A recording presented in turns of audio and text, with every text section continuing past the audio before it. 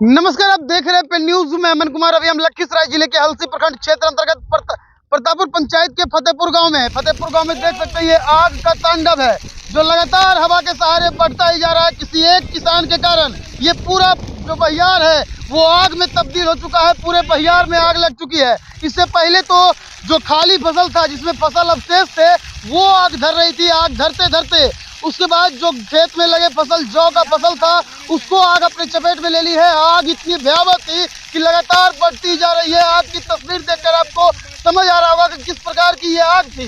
किसी एक किसान के द्वारा अपने फसल अवशेष में आग लगाया गया था, जिसके बाद यह आग हवा के सहारे लगातार बढ़ता ही चल गया और कई बीघे फसल को अपने चपेट में ले लिया है। कई जगह तो बात करें तो गेहूं के फसल की कटाई हो चुकी है, लेकिन गेहूं के फसल के अलावे जौ की फसल की बात करें तो वो अभी खेत में लगा हुआ भी था और गेहूं का भी जो फसल की कटाई हुई थी उसके बोझे जो थे वो खेत में ही रखे हुए थे। आग सभी को अपने चपेट में ले लिया है।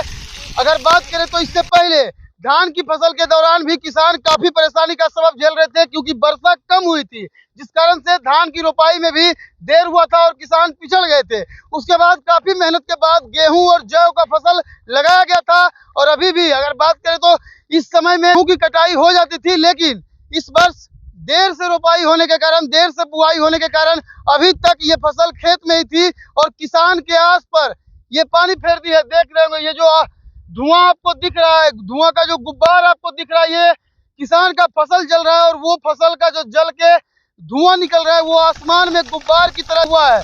पहले आपको बता दें कि जो किसान के द्वारा काफी मेहनत के बाद, काफी पूंजी लगाने के बाद फसल तैयार हो चुका था।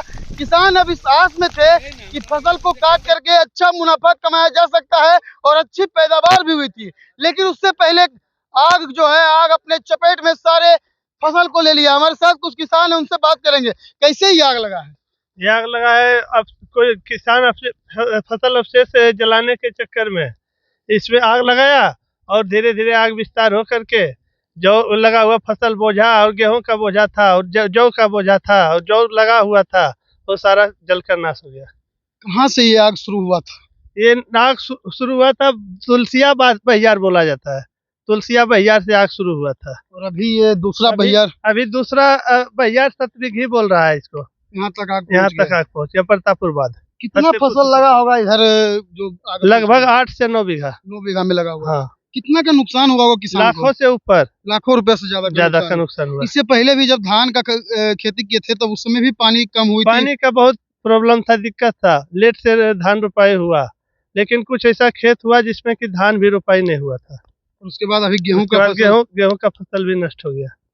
तो सुन रहे थे किसान का दर्द है जो साफ झलक रहा है कि किस प्रकार से किसान मेहनत करते हैं, खेत में हल चलाते हैं, उसके बाद फसल तैयार होता है और फसल तैयार होने के बाद जब आग उसे अपने चपेट में ले लेती है और हवा के सहारे आग जब बढ़ने लगती है तो किसान के पास कोई उपाय नहीं बच पाता है और वो हताश और मायूस हो अपने फसल को जलता देख कुछ कर नहीं पाते हैं। हालांकि ग्रामीणों के द्वारा अग्निशमन विभाग को भी सूचना दिया गया था, लेकिन जो कैपेसिटी होती है अग्निशमन दल वाहन की वो मात्र 200 लीटर वाटर की कैपेसिटी होती है, जिस कारण से आग को बुझाए बिना ही अग्निशमन वाहन यहाँ से चला गया, क्योंकि उसका जो कैपेसिटी था पानी उसके अंदर से खत्म हो चुका था। ये तस्वीर है, देख पा रहे होंगे, जहाँ तक नजर जा रही है, कैमरे की नजर जहाँ तक जा रही है सभी जगह आग ही आग है और आग लगातार खेत में लगे खड़े जौ के फसल को अपने चपेट में ले लिया है।